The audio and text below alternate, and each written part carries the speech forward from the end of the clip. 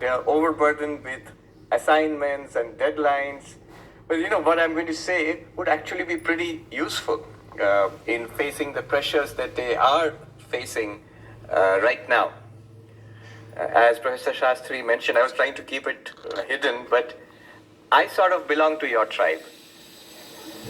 Before becoming a monk, I was on a campus very much like this, not this one, but a similar campus, and I was also, I did my MBA. Which is why I think Advaita in daily life, that daily life part of it, it's a very MBA attitude.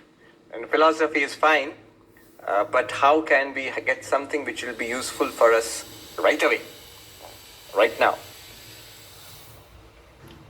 As was just mentioned, I have been on my feet for quite some time now because I've been traveling. I took the longest flight that I've ever taken in my life. Nearly 18 hours non-stop from New York to Singapore. And then from Singapore, I came here yesterday. So I'm a little hazy on what the time is, what is the date. And so what I'm going to say now also, you should take it with a pinch of salt. And then little. However, the advantage is that I get to speak on my favorite subject. And to an audience which is very interested in this subject. So I'm going to enjoy myself, and I suggest that you all do the same. I'll speak for about 40 to 45 minutes, and then the subject is not unknown to many people here. We have been following Vedanta, Advaita closely, studying it, practicing it, and then we will have question answer. That's the most interesting part of it. So if you've got questions, keep it in your mind. You'll get to ask your questions. I'll also convey my namaskars to, I understand there's another hall where this is being screened. People we could not unfortunately accommodate in this hall. Some people are sitting there, so namaskars to them also. All right. Advaita Vedanta and Advaita in daily life. What are we talking about here? Advaita, we know, is the philosophy, is the highest spiritual teaching of the Vedas, which are found in the Upanishads. So, Vedanta Nama Upanishad Pramanam, the source of spiritual knowledge called the Upanishads, is Vedanta. And then Vedanta comes in many flavors, if you will.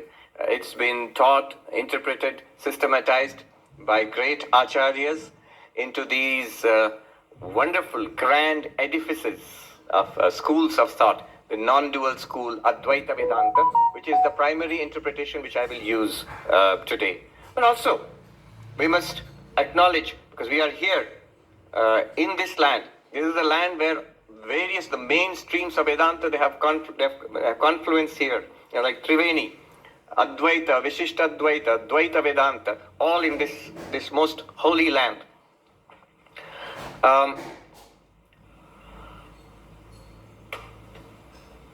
One way of, when we talk about the goal in spiritual life, sometimes you talk about it as if it is somewhere distant from us.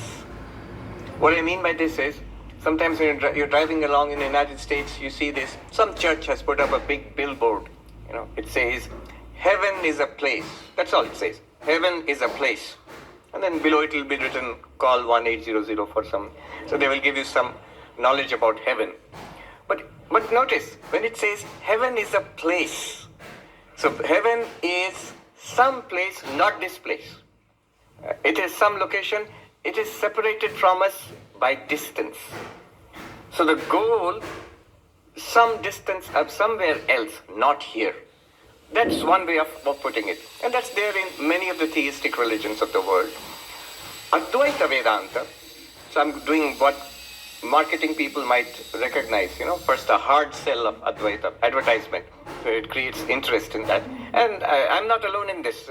You'll see Sri Krishna, once in a while when he starts a chapter, he'll start with, I'm going to tell you the king of all secrets, the king of all, Rajavidya, Rajaguhya, strong advertisement, so that Arjuna stays awake, takes notes and is serious about it.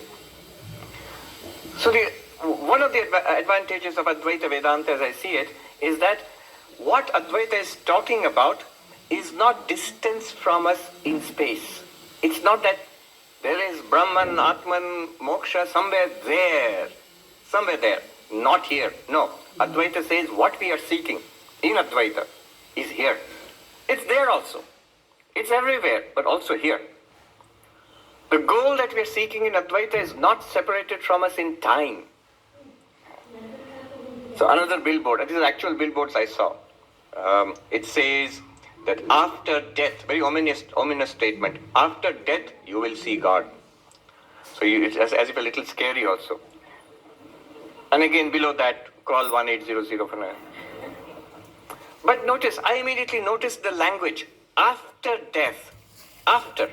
It's a time word. Before.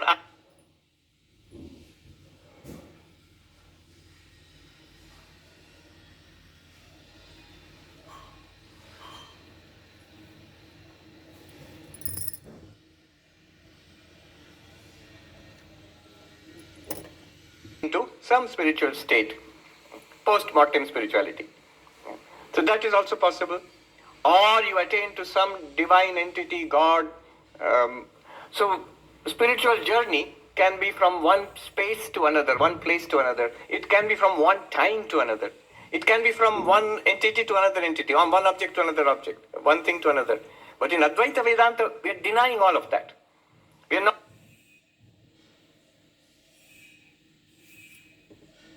It's not about waiting for something to happen. It's not even about something else other than you.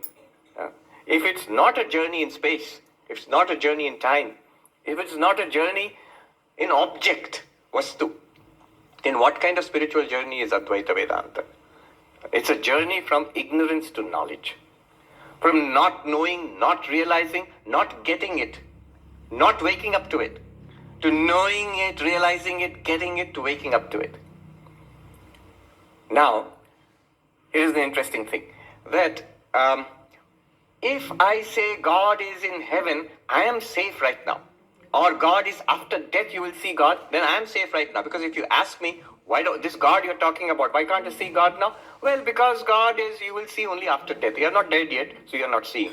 And after death, you can't come and catch me also. If you don't see God, you said after death, you will see, where is God, Swamiji? No, Swamiji not around anymore.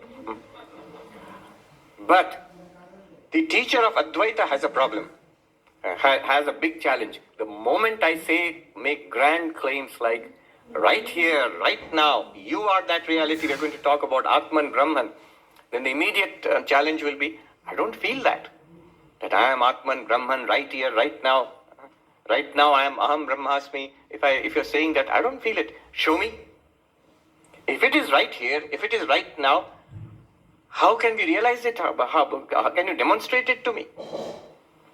In Vakyavritti, one of the introductory texts written by Adi Shankaracharya, the student is asking the teacher, so you have shown me that I am not the body, I am not the mind. All right. He says, Karamalakavat, like a fruit, like a berry on the palm of my hand. Show me what I am right now. Because body and mind, what I thought I was, this is at least perceptible to me. I know, I am very clear, I am this. Now you are demonstrating or trying to show that I am actually not the body-mind.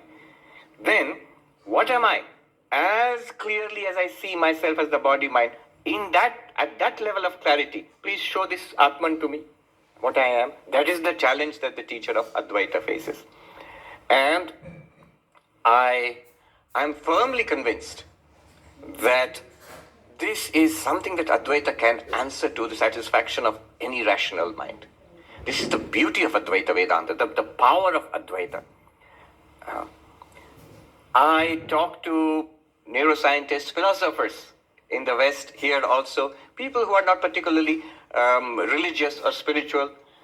And one beauty of Advaita Vedanta is, when I talk about Advaita to such people, if they get it, and some of them do get what I'm trying to say, they may not be convinced, they may not become Advaitins, they may not become believers or followers in this. But one thing I've always noticed, that there is no way of refuting these arguments or these pointers which Advaita uses. I remember I was sitting next to this lady who was a neuroscientist and was traveling somewhere in Europe. I think I was flying from Lisbon to Frankfurt or something like that, the transit flight. She was sitting next to me. She started asking. Later on, I realized she was striking up the conversation. She said she's afraid of flying. So whoever she sits next to, she starts talking to divert herself. So tell me about your spiritual beliefs. And I talked about Advaitha Vedanta. After that, she said, I am not convinced by what you said, but I cannot find a fault in your arguments. But that's a great thing. That's a very powerful thing. Becoming convinced and following this, it takes some time. But if one is not willing, but one is very sharp, one is able to understand what is being said, one will see that there is a great merit to these arguments. Sam Harris, who is, I don't know, some of you may have heard of Sam Harris. He was one of the militant atheists. And yet, in his book, Waking Up, he's like Richard Dawkins, Christopher Hitchens. Sam Harris was considered in that league, or is considered in that league. But unlike the others, unlike Richard Dawkins, Sam Harris is interested in spirituality. He does not admit religion as such, but he's very curious, and he's an inquirer. So in his book, he says, completely against all religion, but I must admit that there are these two traditions, Advaitha Vedanta of Hinduism and Dzogchen Buddhism and Tibetan Buddhism. In these two traditions, there is a core of truth which I cannot deny. Anybody with some rational mind and inquiry cannot deny that there is a core of truth there which cannot be refuted. So what is this core of truth? Entirely on the basis of reason, entirely on the basis of experience, and that too available experience. I will not say that, all right, so I'm going to teach you this particular samadhi, please practice these meditations, 30 years later come back and tell me, did you realize or not? And that's a cop-out. We'll talk about Advaita on the basis of our experience right here, right now. What is this undeniable core of truth?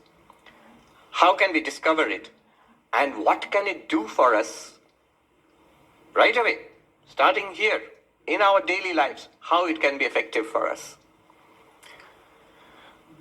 I was just thinking where to start, because all roads lead to Brahman, not Rome, all roads lead to Brahman, and there are many such roads in Advaita Vedanta, and all the texts, they all take you in different ways to the same teaching. So the teaching itself is well known to all of us. Tattvamasi, you are that reality. You are infinite existence, consciousness, bliss. You are immortal, free, good, problem solved, goodbye. But how do you actually experience it and realize it? Then I thought, why not take the help of a great master who was right here, Vidyaranya Swami.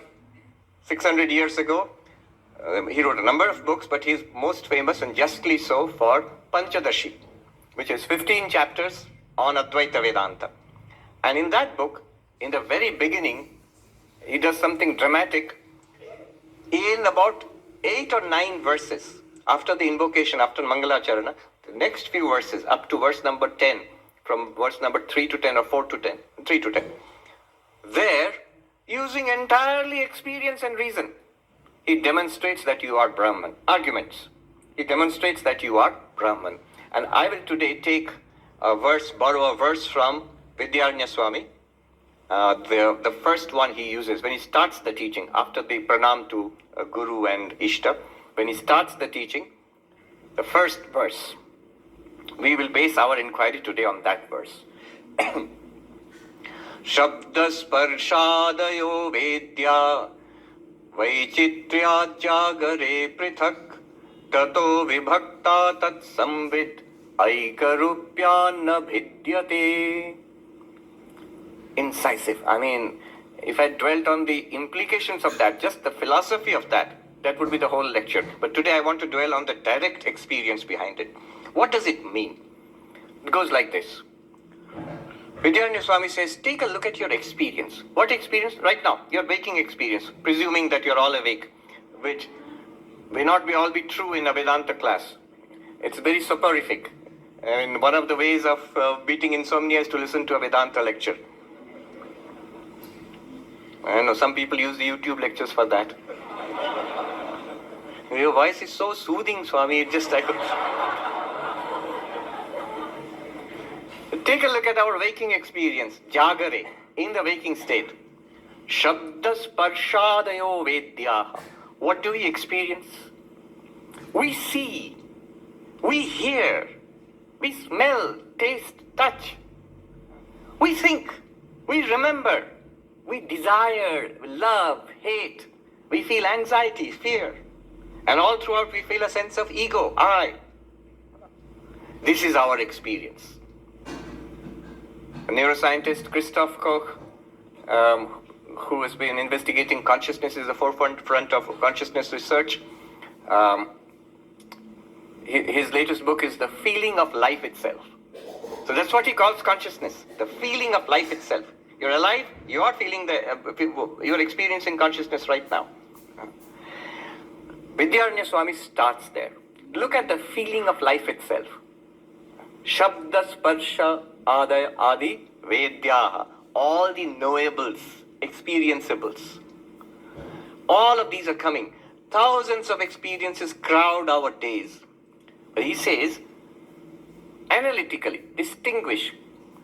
Apart from these experiences, apart from all of them, there is a common golden thread, a common thread running through all of them. Most obvious thread, most obvious common factor. What is that? Consciousness, awareness. Just as if you look at the stage here, you see people on that, you see a carpet, you see a table and flowers and so on. And there is one thing which is constant here, the light shining upon all of them. You can change the configuration. The people will disappear, will go away, the objects may be changed, and you might have another program here, other people will come, and the light is constant. And this light is the one which illumines all of them. Whatever object is put in front of it on the stage is illumined by this light. Similarly, in the stage of our life, so many objects are there all the time. And all of them are illumined by one light, one consciousness.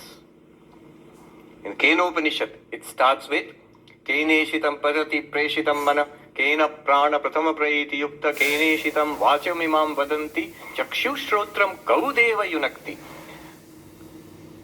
Which shining entity, Deva, illumines, enables what? Talking. What talking? This topic, the talking we are doing now. What enables us to see? What enables us to hear? What enables the prana to work? What enables thoughts in the mind? Notice the profound nature of that question. Thousands of years ago, a nameless student asks the teacher one thing. He's not asking about the optic nerves, the physiology of vision. He's not asking about how the ears work.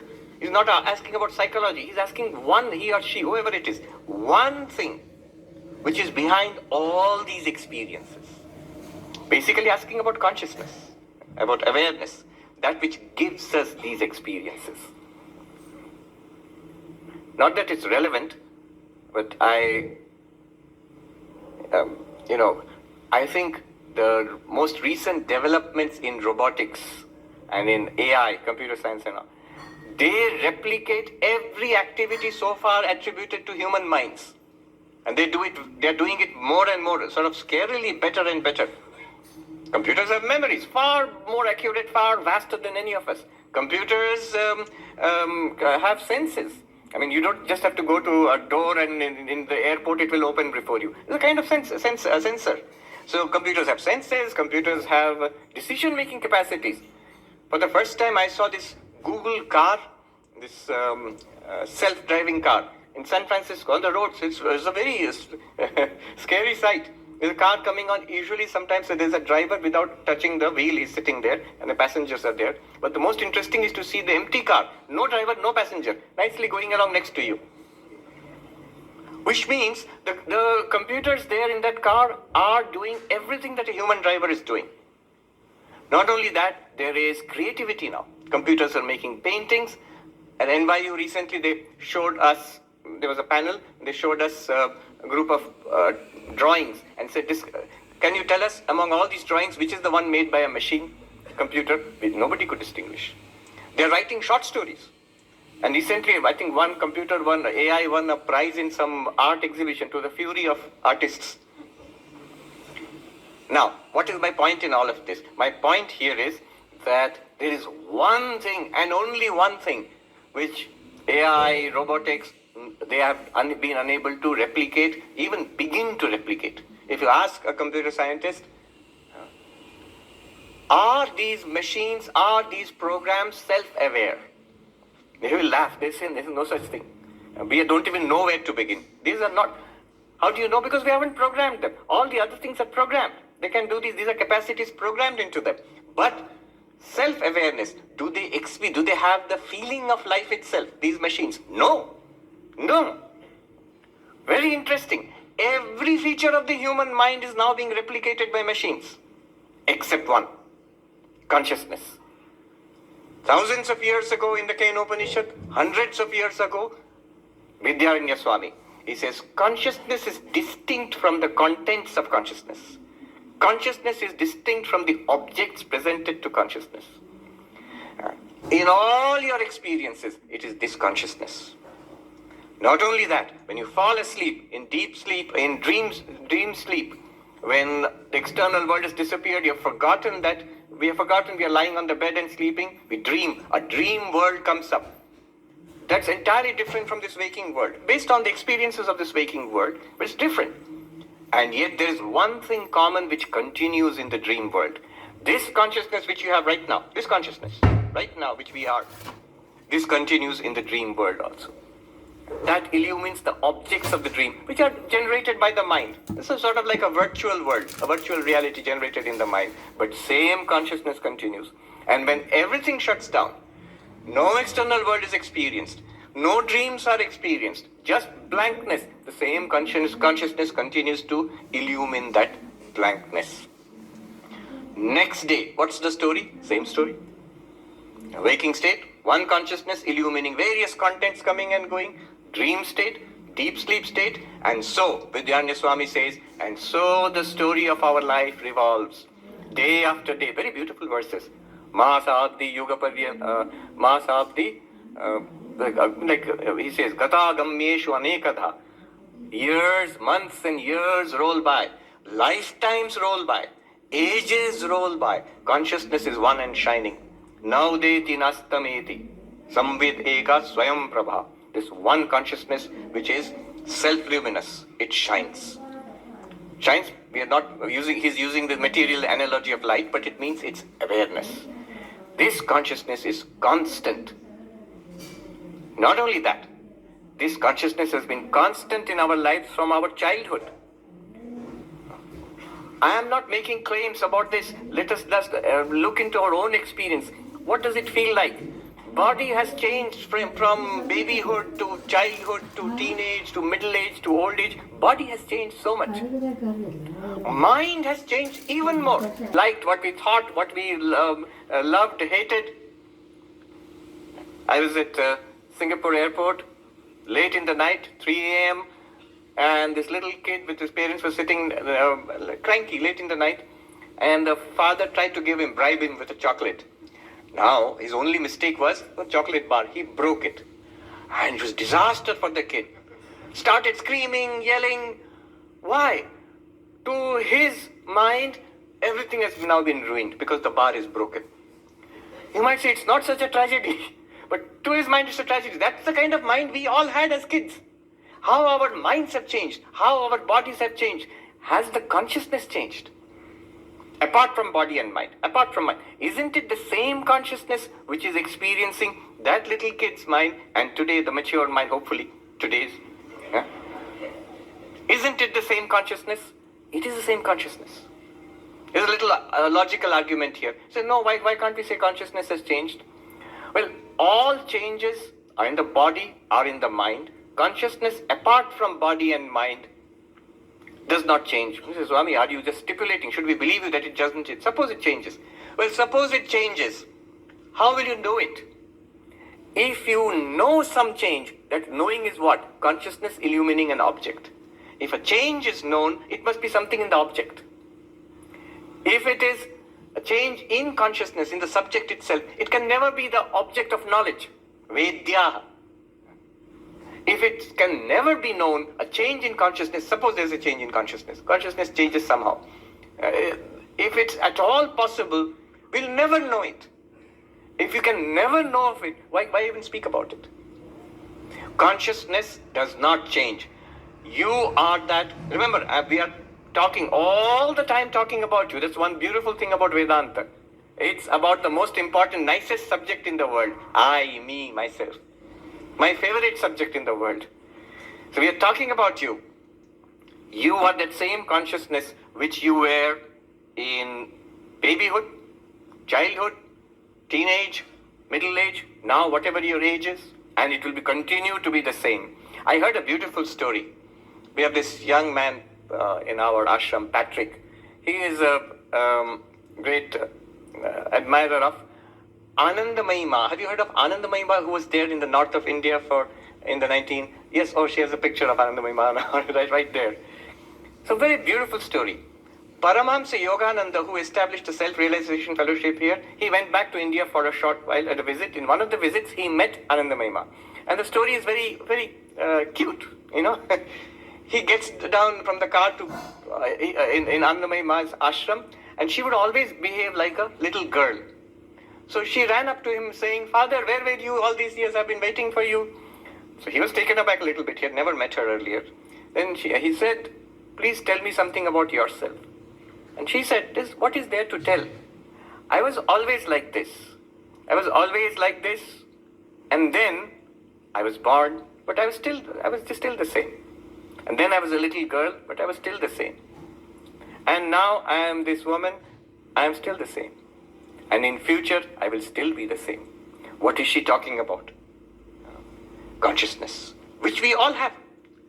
It is a statement we can all make. Earlier, I was a little boy or a girl, but I was the same. I am this awareness which experienced the little boy and or girl's mind body. Then a teenager, now this, and later on something else. Even when old age comes, maybe Alzheimer's, Parkinson's, the consciousness is not dimmed? No. That consciousness which was aware of a sharp mind, of a sharp memory, now is aware of a failing memory and a slowing down mind. Consciousness shines. As consciousness, you are perfectly all right. You always were. Even death does not dim it. So, death comes, body goes, consciousness remains. So are we supposed to believe it, Swami, because you're saying it sternly with a lot of force? How do you know? Because any mainstream idea in medicine, in science basically, is that when the body dies, body is destroyed, the brain is destroyed with it, brain and nervous system. Consciousness is also gone. But follow this carefully. There is a logical gap in this kind of thinking. Right now, when you interact with anybody else or when you consider yourself, you think you're interacting with a person, like a mind, consciousness in a body. And when the body dies, we say, "Oh, that person is gone." How do you know? You know one thing for certain, that the body is gone. That's sure. When that person was alive, you did not consider that person to be only the body. When that body dies, you say the person is gone. That you're considering the person to be only the body. Did you follow that jump in thinking? I see the body, but I don't think you are just this body. I think you are the person in that who's interacting through that medium of that body. That's what common sense. We think like that about everybody. When the body is gone, how do I know that software within, that personality within, that is gone? How do I know? There's no access to it anymore because the body is gone, obviously. But how do I know it's destroyed? When it was alive, the body was alive, I did not confuse it with the person, with the conscious being, sentient being there. Now when the body is gone, why should I say the sentient being is gone? Not only that, a more powerful argument, just now the whole topic we are having a discussion at Nimhans. It is what is called the hard problem of consciousness. There is increasing awareness in the world of neuroscience, consciousness studies, philosophy of mind, that you cannot reduce consciousness to the brain. I'm not going to go into that. It is a big topic, but you just Google it, the hard problem of consciousness. More and more people, very reputed scholars in the philosophy of mind, in consciousness studies, neuroscience, they are sort of coming to this conclusion or this awakening. You cannot reduce consciousness to just brain states or just neurons. This irreducibility of consciousness. In that case, when the brain dies, body dies, how will you say the consciousness is dead? There is consciousness, it continues. Through waking, dreaming, deep sleep, from babyhood, childhood, middle age, old age, it is one. And like Anandamayi Ma, we can say, I am the same. I was the same, I am the same, I will always be the same. Ever shining. Vidyaranya Swami says, this is a sun which neither rises nor sets, always shines. Naudeti nastameti. Samvid eka esha swayam prabha. Not only that. Think about it. Apart from the body, the senses, suppose I do not see anything, hear anything, smell, taste, touch anything. Suppose I have all my memory shut down. I don't remember anything. The mind, I'm not allowing any thoughts. Suppose the mind is stilled. Consciousness is shining. That consciousness, what does it need? You can check yourself. Simulate it. An absolute stillness of body, mind right now at this moment. No thought allowed, no memory, nothing. No sensory input. By itself, this light of consciousness, what does it need? What is it demanding? Nothing. What is it afraid of? Consciousness by itself, awareness. No mind allowed there. Mind is not allowed. What is it afraid of? Is it a man or woman or one of the 23 genders recognized in New York State legally?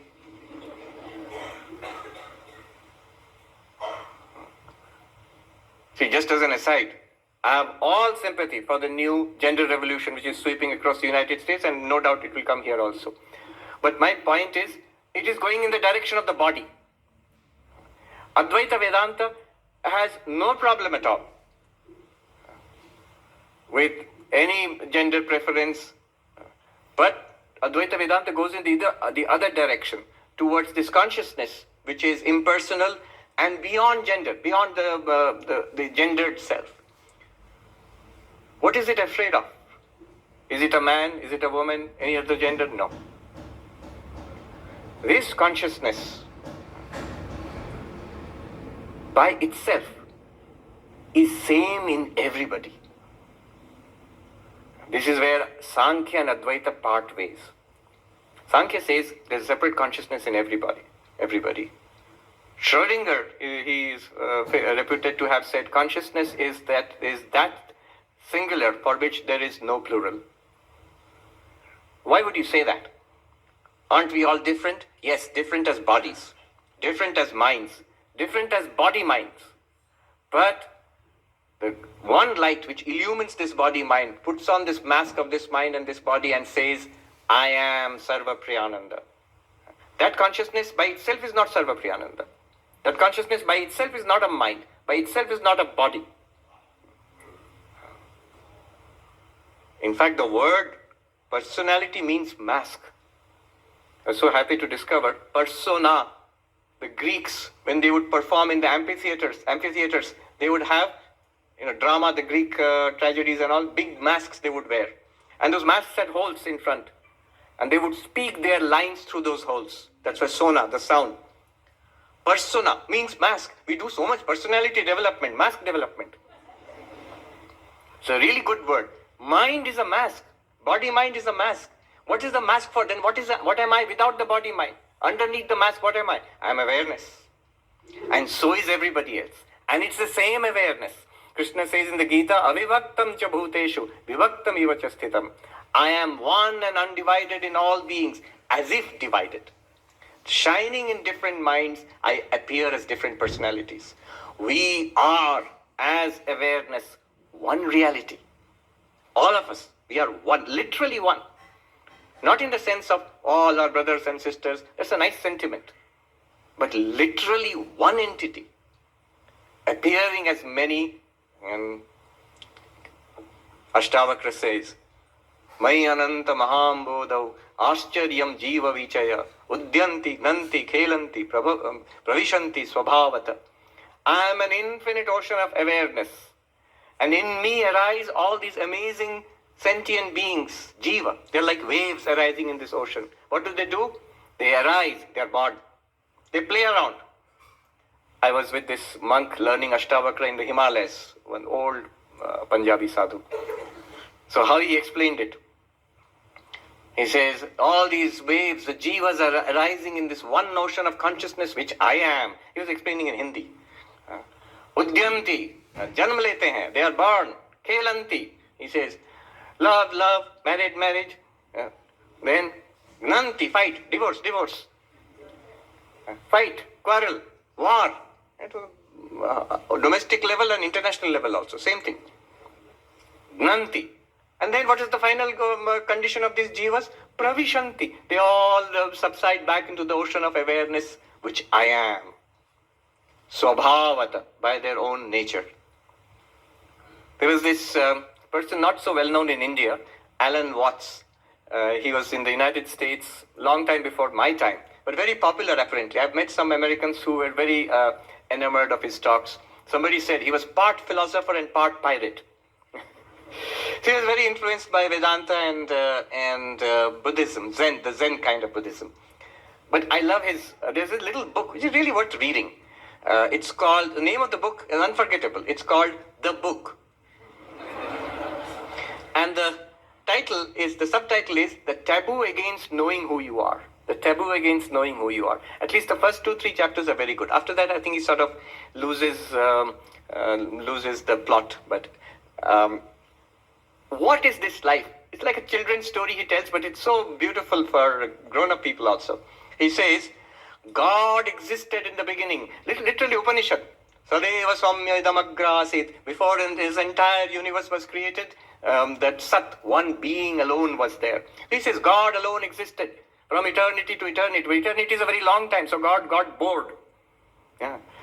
And God decided to play. But who will God play with? Because there's nobody else other than God. So God thought about this problem for a long time. Whom will I play with? And then because God is very clever, God came up with a solution. That God pretended to be not God. Now there are two, God and not God. Now God can play, but now there came a problem. Because God is really good at what God does. So when he pretended to be not God, he totally forgot he was God. And now what's going on is God is playing with not God, and this not God is searching for who he is. Who that God, not God is. And this is the game of life that's going on. Alan Watts. Not me.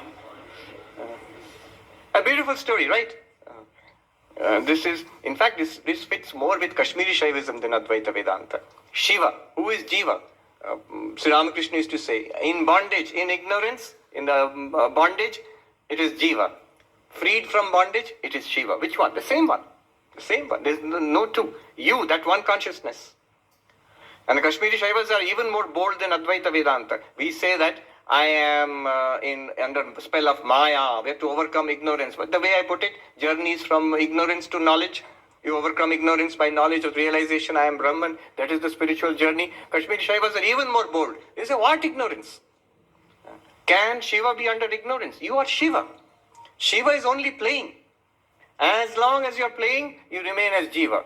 When you want to be free of this Jivahood, you stop playing.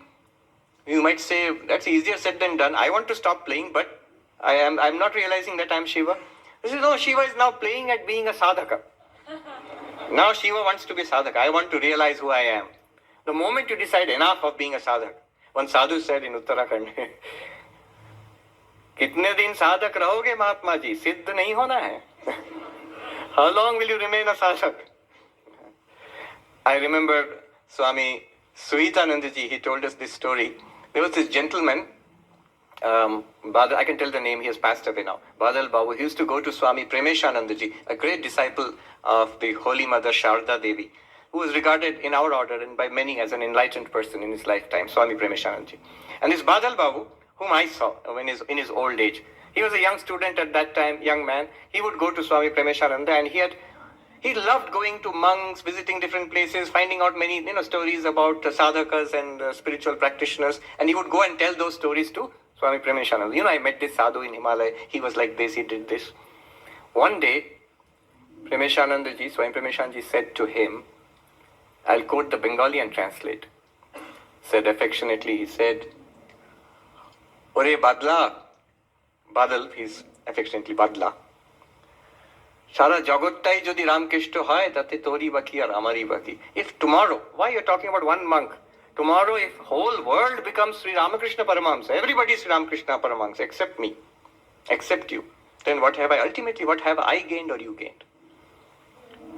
We have to realize this for ourselves.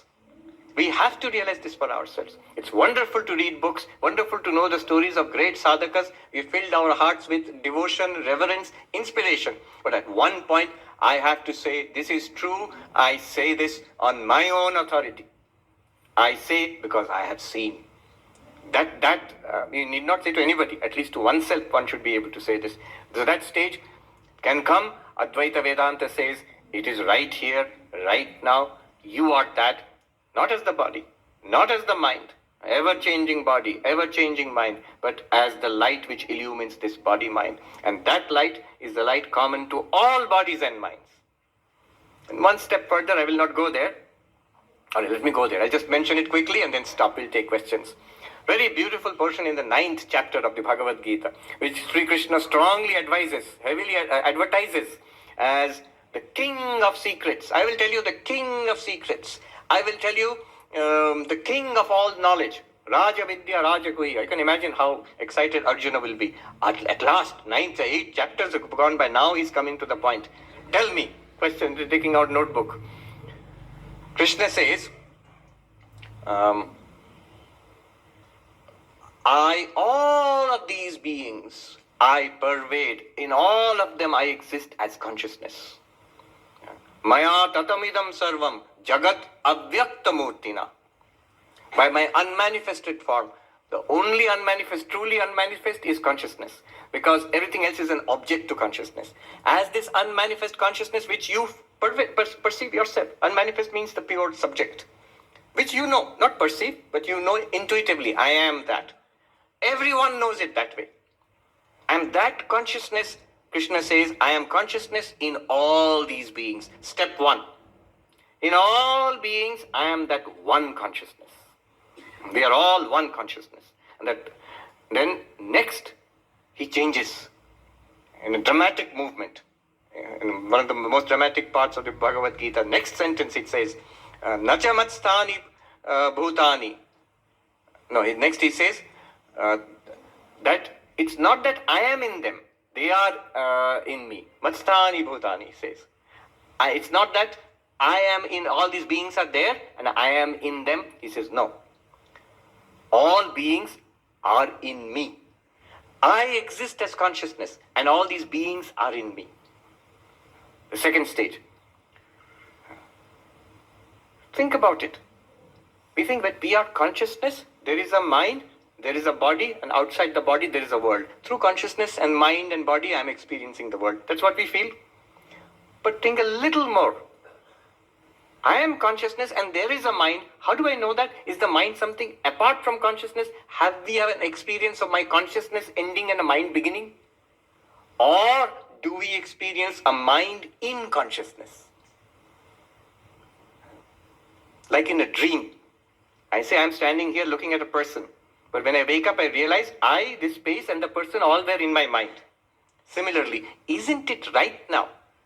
Is it that there is a body, there is a mind, and behind that mind there is a light of consciousness? Or you are consciousness, in you the consciousness you experience a mind and a body, and through that body mind, in that same consciousness you experience a world? It's a very different way of perceiving, different way of understanding this very experience. And then Krishna makes the third statement, even more dramatic statement, totally reversing and taking back what he has said now. Nacha matstani bhutani pashya me yogam aishwaryam. I've forgotten the exact words. Nacha matstani bhutani Pashyame yogam aishwaram. Look at this yoga, the maya, this glorious maya of Ishvara, of consciousness.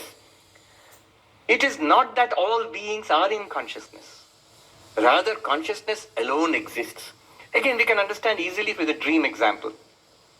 You are the dreamer. Now you can say, step one, all those people in the dream I saw, I was in all of them. Correct. But a better statement is, no, not that I was in all of them. All the beings, living and non-living, I saw in my dream, they were all in me. Step two. Step three, actually they were not in me. I alone appeared as them. Isn't it true? Actually, were there human beings, cats and dogs in my mind? No. The mind alone appeared as all of that in the dream. Similarly, consciousness alone appears as human beings, as sky and earth, as the worm and the blue whale, as quarks and quasars. This is the grand, incredible claim of Advaita Vedanta, that it is all consciousness through and through. In fact, consciousness alone, here I'm using consciousness, of course, in the sense of Chit or Chaitanya. That alone shines as this entire universe. This is the Advaita. The claim is, this is true right now. Whether you know it or you do not know it, whether you accept it or do not accept it. I'm just repeating what I heard from a sadhu in Gangotri. He looked at me and said, he was teaching Ashtavakra Gita. He said, "ये बहुत उल्टा darshan hai Mahatma ji. This is a very contradictory, this is a very paradoxical philosophy, Mahatma ji. तुम जानो या ना जानो, तुम मानो या ना मानो, तुम ही Ram." Whether you know it or not, whether you accept it or not, you are Rama, that is, you are pure consciousness. That which appears as Rama or Krishna, that which appears as Saguna Brahman, Ishvara, Bhagavan and avatars, and appears as sentient beings, and appears as this entire earth and the stars and galaxies, it is one unlimited luminosity, which you are. Good. I think we'll take up questions now. The way we will do it is that there are going to be volunteers, Professor Shastri. There are going to be volunteers. Can the volunteers raise their hands where they are? Yes. So they will take the microphone to you, tell us your name, and let's do it one by one. Is there somebody on this side? So anybody, let's have a question there. Then you can select the person to whom you will take the microphone. Yes.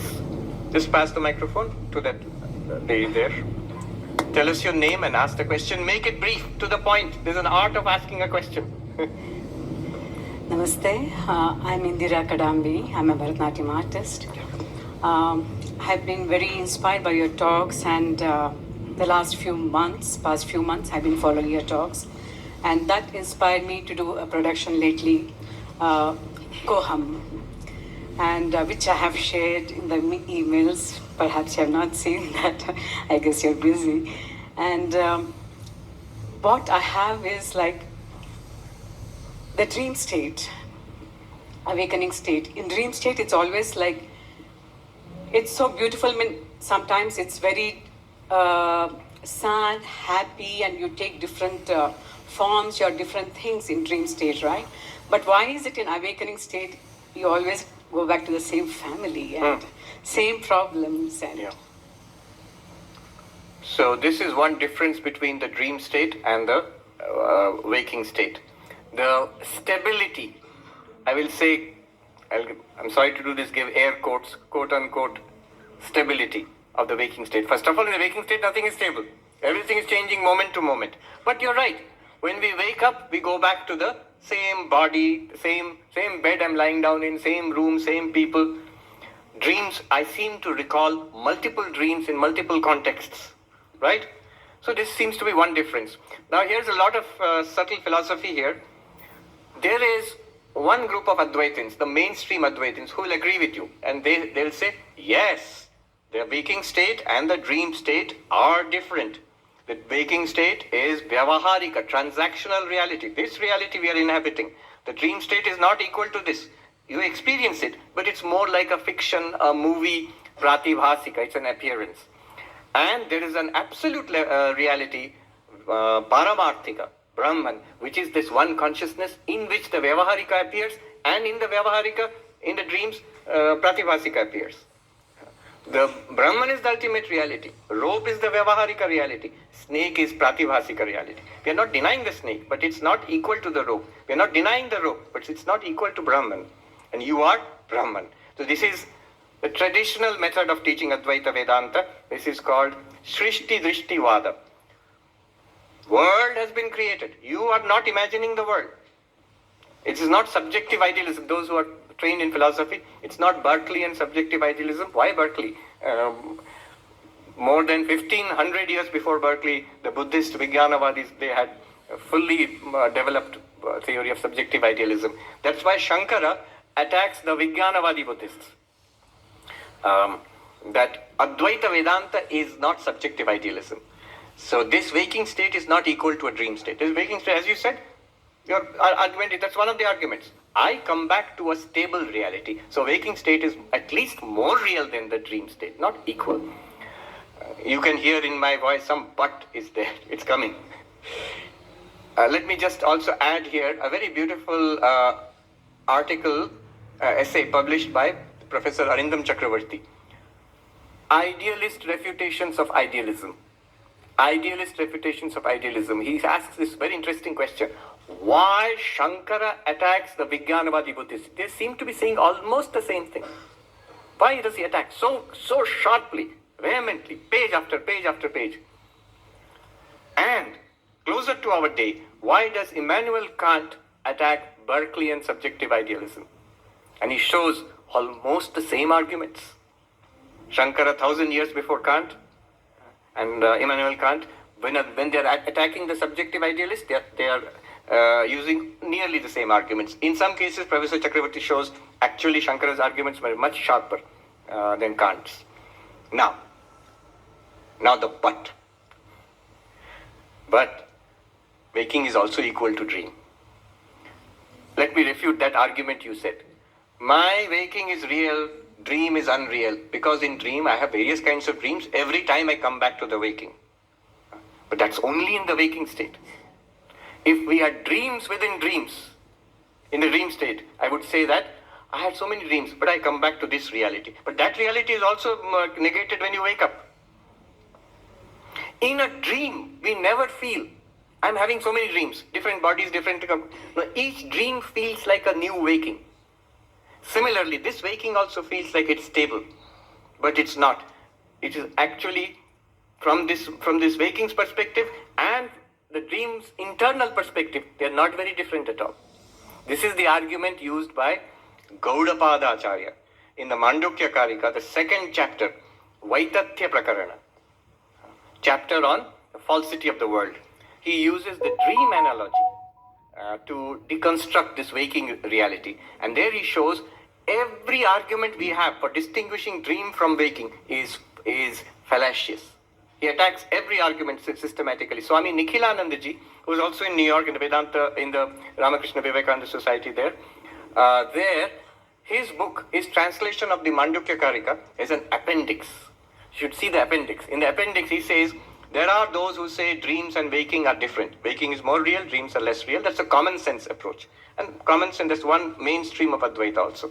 But then he says, what Gaudapada does, takes up 10 arguments to show that waking is real, dream is not real. I mean, dream is a dream only, waking is waking, they're different. And takes up 10 arguments and then attacks and refutes all 10. By the end of it, you feel creepy. Is this a dream or is this waking, you feel? Ye sach ya wo sach. The Chinese philosopher, Chuang-Tzu, well-known story in Chinese philosophy, that he was dreaming that he was a butterfly, he woke up. Then he thought, am I a philosopher who was dreaming of a butterfly and has woken up now? Or was I a butterfly now who's dreaming of being a philosopher? Question from that side, anybody? Have you given the microphone to somebody from that side? My name is Ram Kumar. I just want to... Where are you? Sorry, here. Yes. This, you are a teacher of Advaita Vedanta as well as you have mastered Zen Buddhism and all. I haven't. I know just a little bit of Advaita and very little of other traditions. But Shankara struggled stop all Buddhist knowledge and revived Sanatana Dharma and our Advaita Vedanta here. But there is still a feeling of fancy for Zen Buddhism and all. I want you to give us the tonic to resist that. Okay. In fact, you are right. Just a few weeks ago, one Swamiji, a traditional monk, scholarly monk from Benares, he called me. Thanks to modern technology, you can call on phone, WhatsApp. So he called me. And what has happened was he was teaching Vedanta, and one of his students, traditional students there, said, "You are saying this, but Swami Sarvapriyananda said like this." So, who is this fellow Swami Sarvapriyananda? He's on YouTube, he has said. So then he started watching. And then he called me and he said, "I really like what you're doing and you're doing wonderful work there in the West. But may I, if you permit me, may I point out this two problems in the way you approach Advaita Vedanta. See, the way you approach Advaita Vedanta is heavily influenced by Buddhism and Sankhya. First of all, by Sankhya. This strong distinction between drashta and drishya. I am the seer, this is the seen. One sadhu in Uttarakhand said, "ये जो drashta drishya करते रहते हैं ना, ये कच्चे वेदांती हैं." Those who keep talking about I am the drashta, this is drishya, these are unripe Vedanti, meaning me. So, he's right.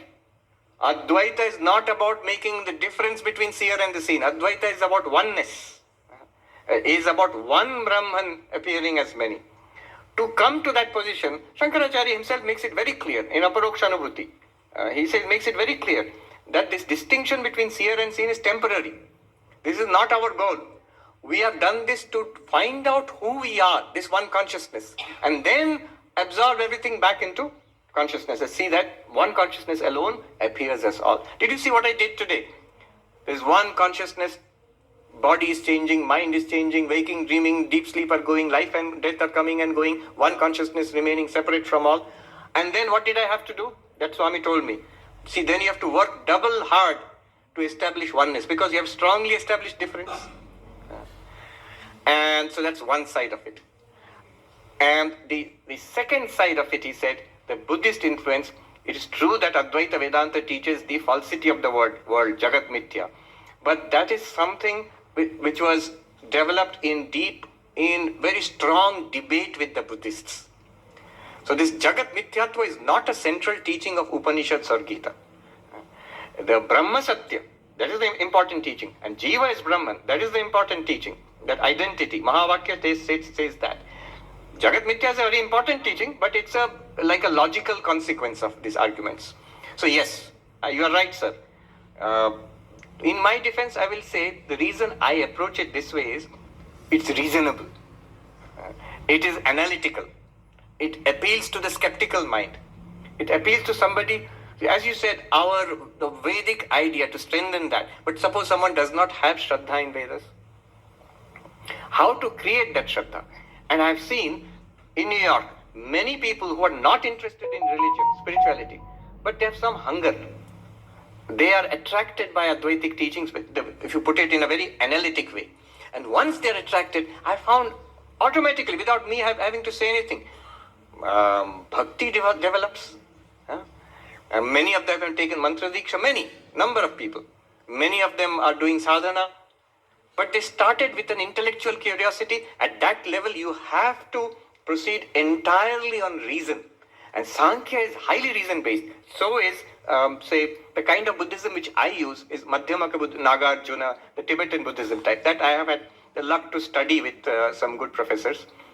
So yes, you have to use them, but that is not the goal. Not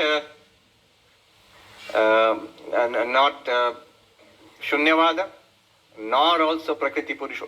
That is not the ultimate goal. Ultimate goal is Brahman of the Vedas, of the Upanishads. You're right. Somebody from that side should speak. Have you given the microphone to somebody?